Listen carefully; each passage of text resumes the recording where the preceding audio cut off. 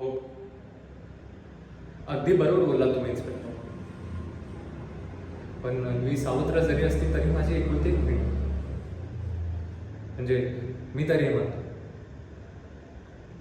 आणि अन्वी कुमार आणि अजितदादासारखी आपणच्या पैशांच्या मागे नाही आहे. आणि तो रुधिर तिच्यासाठी योग्य नाही.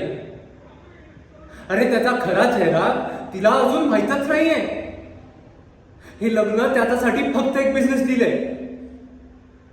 त्याला आमच्या जमिनी घेऊन स्वतःचा फायदा करायचा होता आणि हे आप्पासाहेबांना माहीत असून सुद्धा त्या लग्नाला तयार झाले होते.